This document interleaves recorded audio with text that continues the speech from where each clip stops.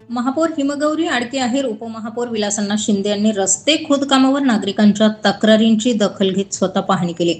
यावेळी त्यांच्या निदर्शनास आलेल्या गोष्टींवरून त्यांनी थेट अधिकारी ठेकेदारांना तंबी दिली। रस्ते खोदकाम करताना कुणाचा जीव गेल्यास अधिकारी ठेकेदारावर सदोष मनुष्यवधाचा गुन्हा दाखल केला जाईल, असा इशाराही महापौर हिमगौरी आडके यांनी संबंधित अधिकाऱ्यांना दिलाय। नाशिकमध्ये सिंहस्थ कुंभमेळ्याच्या अनुषंगाने सुरू असलेल्या विकास कामांमुळे नागरिक आता पुरते हैराण झाले। ठेकेदारांकडून ठिकठिकाणी खोदून ठेवलेले रस्ते व त्यामुळे नागरिकांना होणारा मनस्ताप याच्या तक्रारींमध्ये दिवसेंदिवस वाढ होतीये। यावर महापौर, उपमहापौर तसेच संबंधित नगरसेवकांनी थेट स्पॉटवर जाऊन व्हिजिट केली। यावेळी त्यांच्या निदर्शनास आलेल्या गोष्टींमुळे अधिकाऱ्यांवर ताशेरे ओढण्यात आले। आणि निष्काळजीपणाने नियमाचं उल्लंघन केलेलं हा कॉन्ट्रॅक्टर आहे।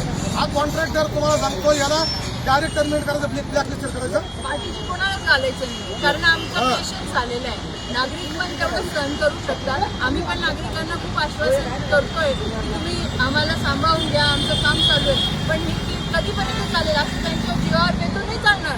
मनमानी चालू झालेली आहे, ही पद्धत नाही आहे। आणि हा मेन पॉइंट आहे। आणि त्याचंच कारण आहे की 7 वाजेपासून आम्ही डायरेक्ट आलो, तुम्हाला कोणाला न सांगता आलो। त्याचं कारणच आहे, सांगून आलो असं नाही की आता आपण सांगून आलो तुम्ही माती ओढायला लागले। बरं, माती ओढतं इथून तिथून थांबायचं कुठं? एका स्पॉटवरती आपलं नियोजन नाहीये, एका स्पॉटवरती आपल्या नियमाचं पालन होत नाहीये। थांबायचं किती?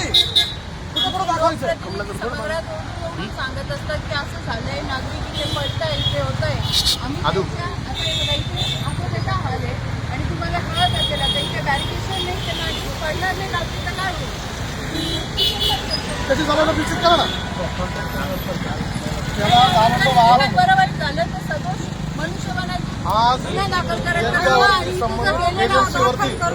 तात्काळ कारवाई करायची। ज्यांनी नियमाचं उल्लंघन केलं त्यांना टिकलेटी काही नाही, ब्लॅक लिस्टेड म्हणजे ब्लॅक लिस्टेड।